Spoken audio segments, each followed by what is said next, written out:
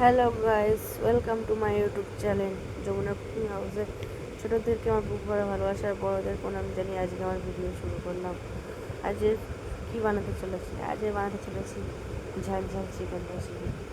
First আমি কড়াই গরম করে তাতে দিয়ে দিলাম তেল। তেলের মধ্যে দিলাম তেজপাতা, গোটা গরম মশলা, জিরে ফোড়ন দিয়ে পেঁয়াজ দিয়ে দিলাম। পেঁয়াজটা ফ্রাই হয়ে যাবে, প্রায় কিছুক্ষণ নেড়ে পেঁয়াজটাকে একটু ভাজা ভাজা করে নিতে হবে। তো আজকে আমার ভিডিওটাকে কোন ডিস্ট্রিক্ট থেকে দেখছো অবশ্যই কমেন্টে জানিও।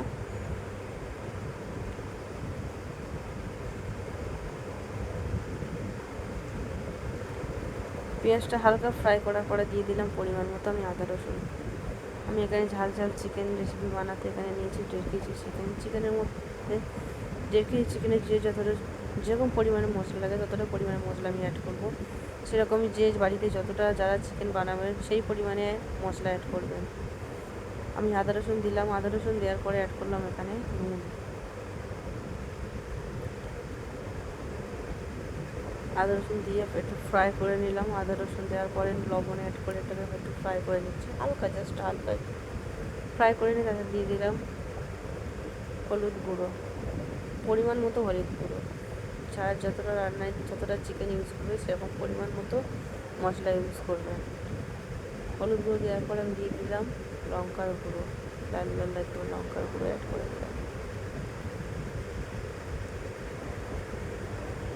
বেশ একটু ফ্রাই মতো হয়ে এসছে, হওয়ার পরে আমি সামান্য একটু জল দিলাম। জলটা দিয়ে মশলাটাকে কষাতে হবে একটু হালকা, একটু জলটা দিয়ে মশলাটা কষালে খুব সুন্দর কষানো হয়। অবশ্যই এরমভাবে ট্রাই করে দেখবেন, আশা করি অনেক অনেক ভালো হবে। হালকা করে জল দিয়ে আমি মশলাটা কষিয়ে নিলাম। মশলাটা কষানোর পরে আমি দিয়ে দিলাম চিকেনটাই তো আমি কোনো কিছু ম্যারিনেট করে রাখিনি, জাস্ট চিকেনটাকে ধুয়ে রেখেছিলাম, তার মধ্যে কোনো কিছুই দেওয়া নেই। মশলাটা কষিয়ে নিয়ে তার মধ্যে আমি দিয়ে দিলাম চিকেনটা দিয়ে ভালো করে কষাতে হবে। প্রায় আমার কষানোর কিছুটা হয়ে গেছে, অনেকটাই 10%-এর মধ্যে 5% কষানো হয়ে গিয়েছে।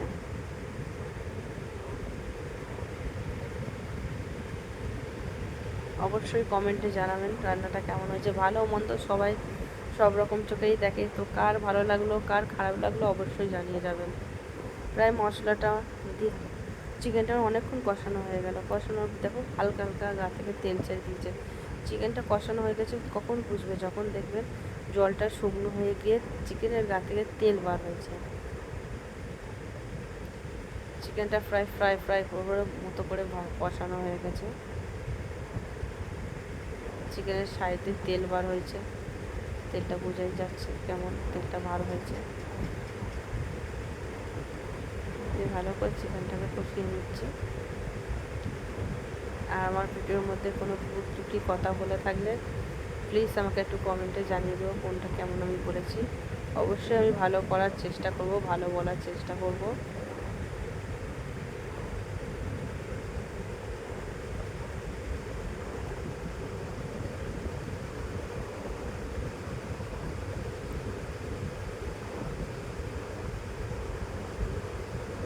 মশলাটা কষানো হয়ে গেছে, যখন মাংসটা পুরো কষানো হয়ে যাবে তারপরে দিয়ে দেবে সেই আলু। অনেকে আলু ভেজে দেয়, আগে চিকেন কষার আগে ভেজে নেয় আলুটাকে, কিন্তু আমি ভাজি না।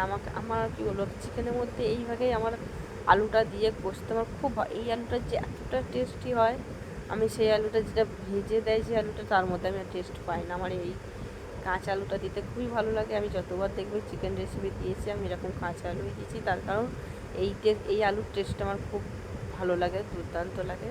তার জন্য আমি আলু ভেজে দিই না। তোমরা পারলে এরকম চিকেনটা এরকমভাবে বানিয়ে কিন্তু আলুটাকে তোমরা ভেজে দিতে পারো। যারা ভেজে ইউজ করো ভেজেই দেবে আলুটা, আমার কিন্তু এইভাবে খুব ভালো লাগে। তো যারা ভেজে আলুটা খাও তারা একবার না ভেজে এরকম করে কাঁচা আলুটা মাংসের মধ্যে দিয়ে একবার খেয়ে দেখবে, খুব খুব ভালো লাগে। প্রায় আমার কষানো হয়ে গেছে, কষানোর শেষেই যে দিলাম আমি জল, পরিমাণ মতো জল দিলাম।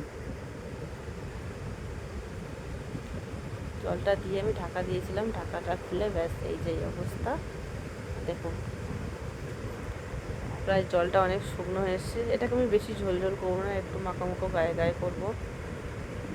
জলটা শুকনো হয়ে এসে আমার চিকেন লাস্টে দিয়ে দিলাম সাই গরম মশলা।